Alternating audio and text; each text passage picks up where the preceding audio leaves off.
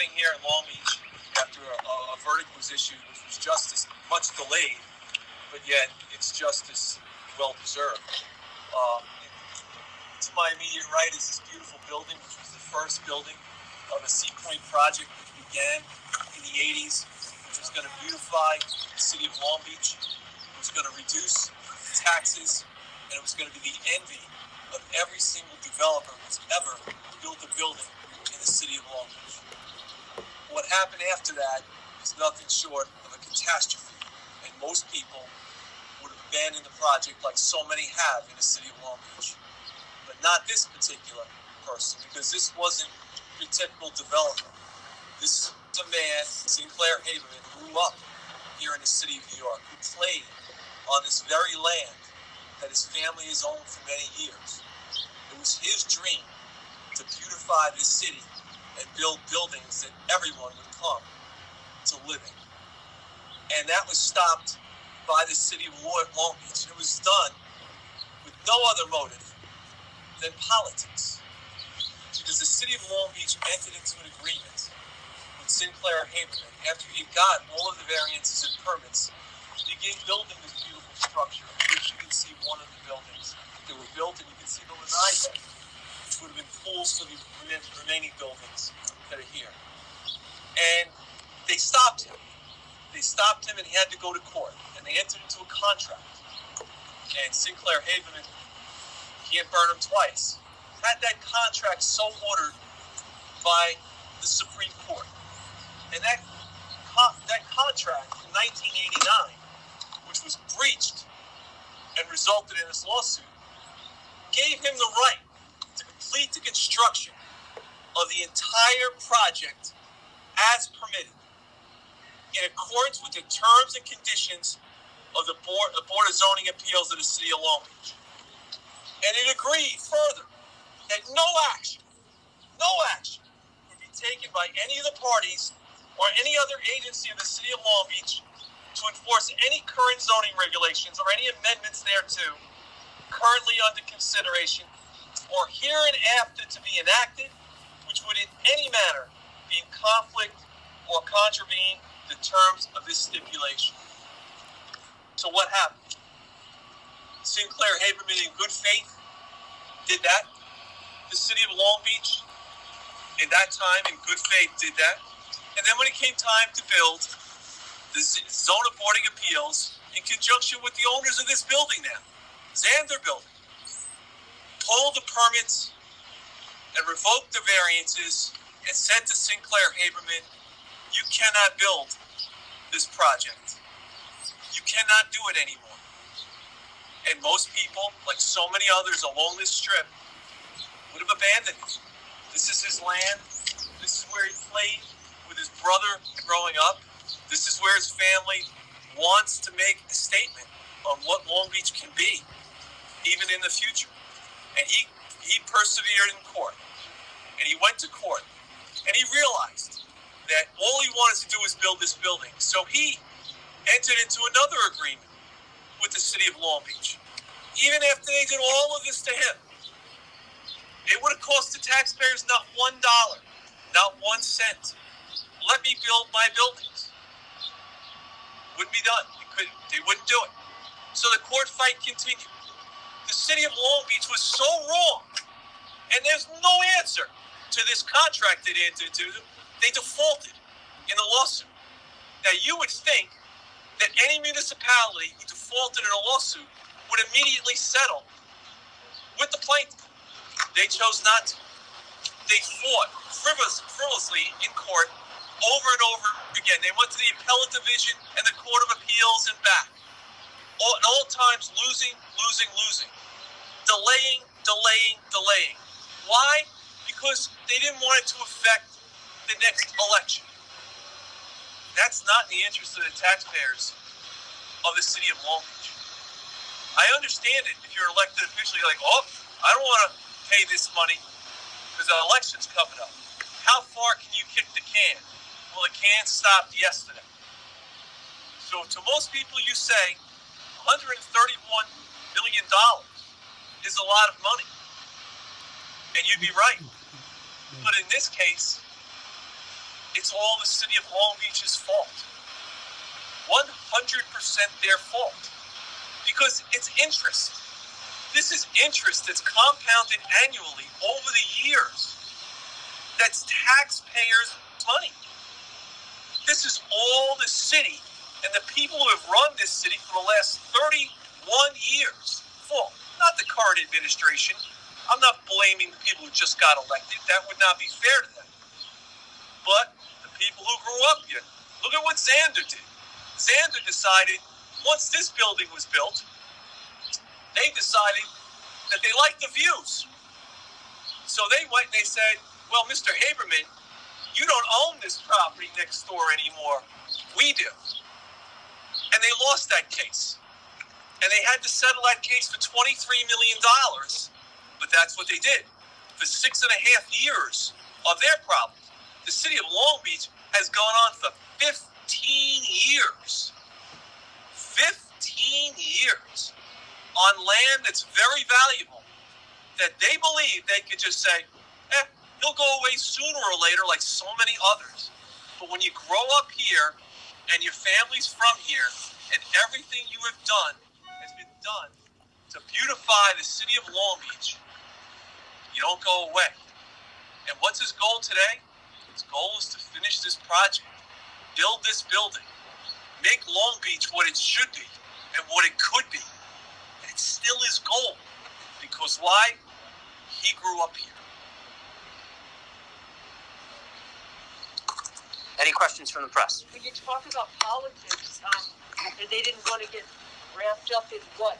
The litigation, the $50 million per year, or they did not, they were listening to people who lived around here and said, we don't want any more buildings because it's an eyesore. Well, you'd have to ask the people who are no longer in office over the years since this has gone on so much. But you have to understand the mentality here. Even if you settled the case for what it was worth, which is a fraction of what this verdict is, someone, their opponent, would say, oh, look what happened here in the city, and they would be afraid they'd likely lose. That's not good government. That's not government at all, actually. You have to do what's best for the city and admit when you're wrong.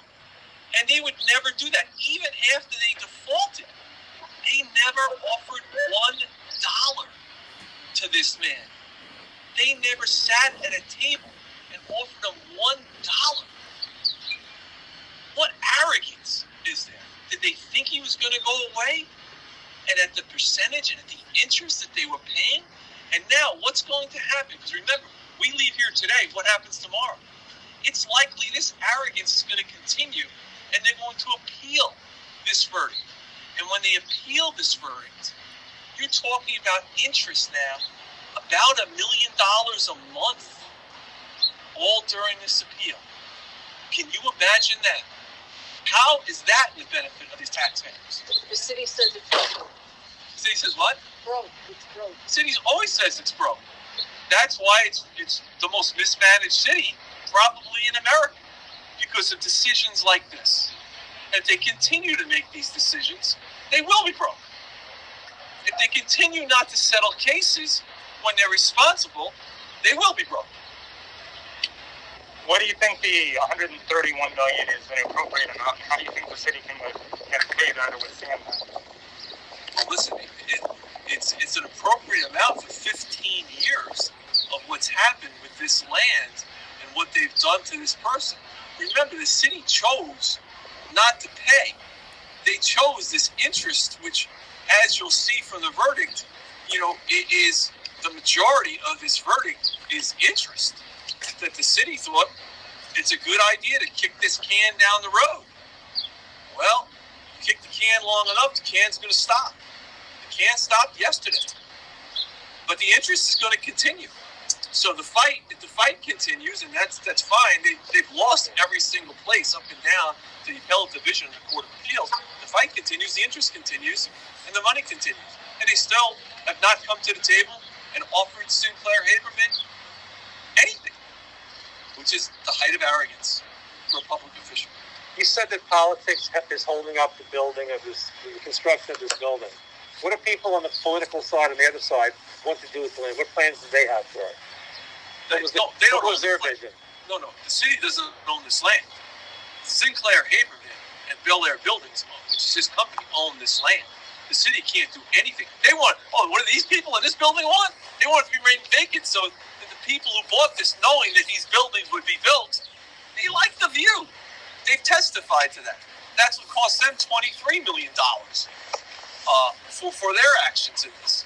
But they paid because they were responsible, came to the table, and paid. Do you think this is going to bankrupt the city? I can't imagine why it would bankrupt the city. The city's going to have to do what the city has to do here to try to resolve this in various different ways. I'm sure someone in this city who's controlling it now is going to take a long, hard look at this and figure this out. And I hope that happens. We really do hope that happens. Because the last thing in the world that Sinclair Haberman wants to do is bankrupt the city that he loves. The city he grew up, the city he spends his summers with, the city where his family lives. That he loves this place more than anybody who's ever lived here. And he's shown that. He's shown that over the last 31 years by trying to resolve this case without the taxpayers paying $1. And the city chose not to do that. Any further questions? Thank you All so right, much. thank you. Anybody want a picture of this? Yeah, can you just put it against the wall there, against the fence? Real quick, just on background, Chris, can you explain Xander's role in this? Which Sure. were they? So there were two cases. One case involved Xander, which is this building here, and Xander came up with some crazy ideas that they own this land because they used it for parking because Sinclair Haberman allowed them to use it for parking. What happened there was they then bring a case saying they owned it what's called adverse possession. We took it over. Okay. That case lasted until 2010 when Judge Lamarcker in the Supreme Court said, no, you don't own it. You can't take someone's property. And then Sinclair Haberman sued them for malicious prosecution and won that case in front of a jury last year, the case that I tried. Now, what shows you the man of Sinclair Haberman? Sinclair Haberman could have got millions of dollars personally from the people who live and own in this building. And he chose not to walk away from it, taking the settlement of $23 million and nothing from the people who might be harmed in this building, walked away from millions of dollars.